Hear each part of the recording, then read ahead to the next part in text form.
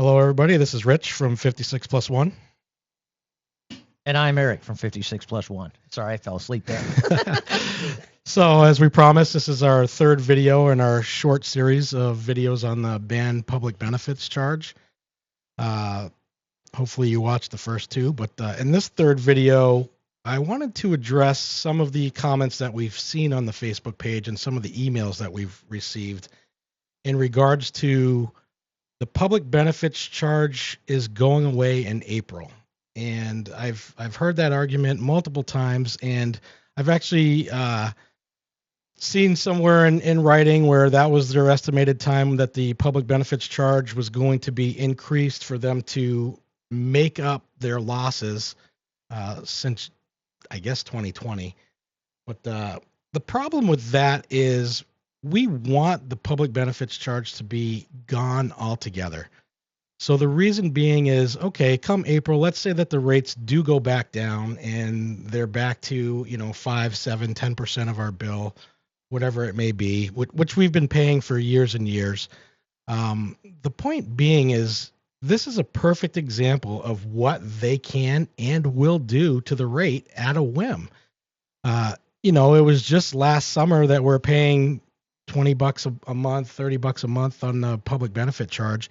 And I can speak personally that my charge is $150 bucks a month at this point. So we do not want this charge to remain on the electric bill. And now's the time to strike while the iron is hot. This is a big to do. Obviously, Eversource has lawsuits against Pura. There's talk about it. We've talked about the 70,000 person petition that went up to Governor Lamont's office. It's very clear to me that the politicians that are running the state do not care about us and the rates we're paying and the public benefits fees that we're paying for electricity. Instead, you see articles on NBC Connecticut with Lamont joking about we're going to rename the Long Island Sound to the Connecticut Sound, and they're making fun of the current presidential administration, and we're sanctuary state, I believe, and all these. Is he taking electricity away from people that come here illegally? I hate to bring that argument up, but that's a legitimate question. We're the ones that supply the tax dollars to the state. Right. We're being threatened with our power being shut off because we don't want to participate in a fee that we feel is not, we didn't have a right at the table over.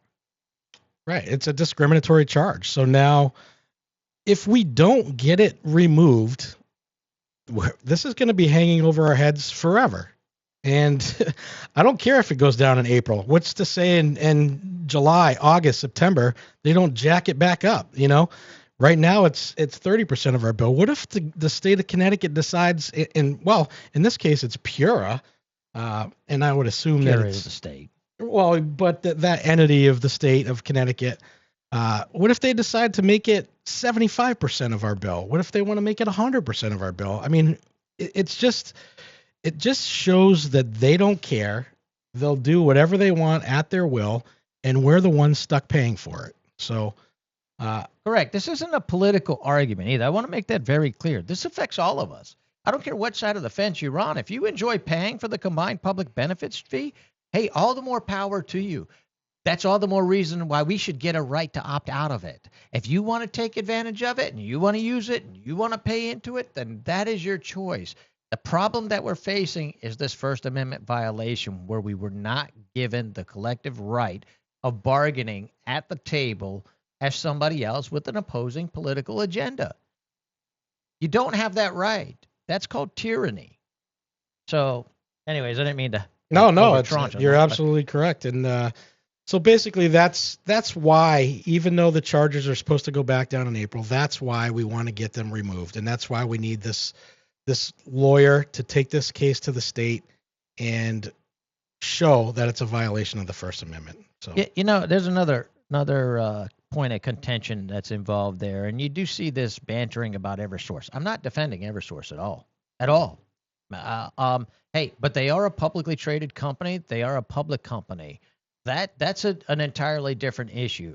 The difference between Eversource charges and the charges we're getting from the state are Eversource at least has transformers, poles, wires, infrastructure, trucks, employees that have to support this stuff. Pura, the state, they're just at a 30% charge to it. Do not call it a tax. It's not a tax. It's a charge. And I'm glad they labeled it that way. But anyways, it's an unconstitutional charge is the way we need to characterize it and keep it characterized that way. So I guess in conclusion, again, this whole entire argument comes down to the fact that we're in the public sector and we were not given the collective bargaining right under the context of the First Amendment. And this fee is taking property, our money is property, from ratepayers and placing it between a private organization, Eversource, and the state to set the size, scope, and structure of the government agency of PURA. The government is controlling people's property for them to receive a public utility service, i.e. electricity, and they're saying if you don't pay this, you don't have a right to receive electricity. There is a problem. So all of which brings us into two other areas, which you can find on the website as well under legal grounds. It could be a violation of the Fifth Amendment, albeit I'll say this. I don't think that's our strongest argument. We only need one constitutional argument to shut this down. And so that's why we're going from the first. But if you look at the Fifth Amendment, there's a clause in there called the Takings Clause. And it's a takings through a regulation of states. And that's what this is doing. This is taking money from certain people and not at an equal rate either. It's taking from them their money, their property, and they're doing that without due process of the law, which would fall under the 14th Amendment. These compulsory fees are raised and lowered without limitation to subsidize PURA's activities, ultimately compelling justification and subsidization of a private party via the agency that expresses political views constantly. PURA clearly does this. So does the state. And this is limiting the ratepayers and requires First Amendment scrutiny, particularly when it limits the people's right at the collective bargaining table while politicians push this agenda to no end. We have to be leery of this, people. This is our stand. Nobody's going to come and save us from this. We have to take a stand. So here's our options. Continue on with the status quo and have no change.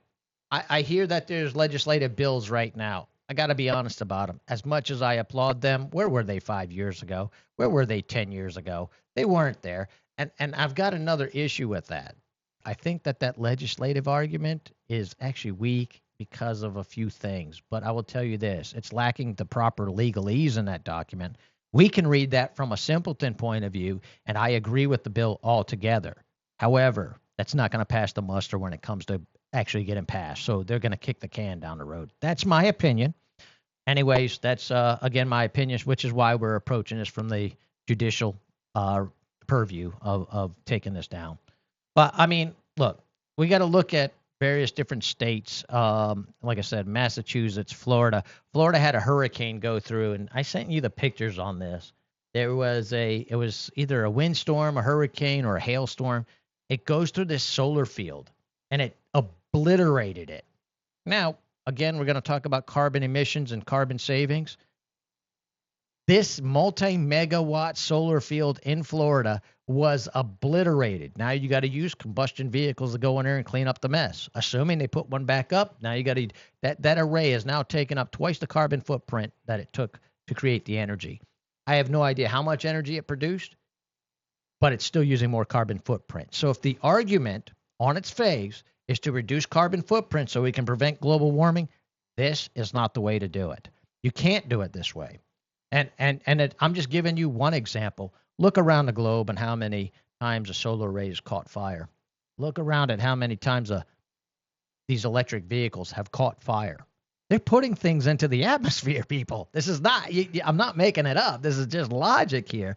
So I will argue this. When you look at conventional energy sources, they can withstand hail. You're not going to shut down a coal-fired power plant, a clean coal-fired power plant, because it gets a hailstorm, or even in most cases, hurricanes. These things and plants are designed to withstand stuff like that, and they're providing energy to us at an affordable rate.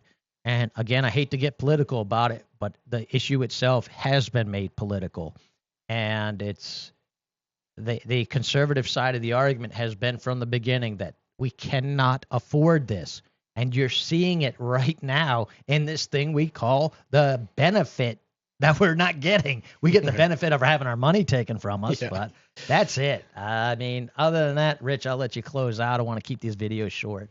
Yeah, so we want to thank you guys for tuning in. We're still in the fight. I know we've had a busy week or so, and we haven't really been on the Ban Public Benefits Facebook page as far as showing you what our efforts has been, but we're still in the fight. We need you guys to join us. We need funds. We need donations. We need volunteers to help. You know, this goes nowhere. We're dead on our face if we can't get the funds together to retain our legal representation. You know, that's it. It's time to put our money where our mouths are, and we need to take action. Like Eric said, nobody's coming to save us. Nobody's stepping in and saying that the Connecticut taxpayers are being overburdened and we need to do something about this. It's, you know, you see the news, it's all over the state house, it's in the legislature, but nothing is happening. We need to take the bull by the horns and we need to make this go. So we're pleading with you. Help us out. The people are the true and only fountain of power. I believe it was James Madison that said that. I believe so. And that's it. We are the people. We are the people. The people isn't somebody else. The people is you. The people is me. The people is us. Listen, send this to your legislators, Republican, Democrats alike. Send it to President Trump if you can. I don't know. Maybe he'll provide a good attorney. Maybe Elon Musk will step in with an attorney that says, all right, I'll take this on, and these guys don't have to pay anything. I have no idea. But we're giving you all the ammo. We're loading your magazine up. Send it out. Right. Help us out. Help yourselves out. Let's get together, put this thing to the road, and let's drive it down to the end conclusion of winning this thing in court. Be part of the solution. Do something. Something. Agreed. Do something. That's it. www.banpbc.com. It's the website that we have up there. There's links. I'll provide links on the on this next post. But yeah, all the information's there. The GoFundMe page is linked to there. You can read testimonials of other people in the state of Connecticut, what kind of trials and tribulations they're going through with this increased charge on their bills. This is serious. This is affecting everybody. So join the fight. Thank you guys for stopping in and listening to what we have to say. My name is Rich, and I'm a +1. And I'm Eric. I'm a +1. Have a great afternoon. Thank you for listening.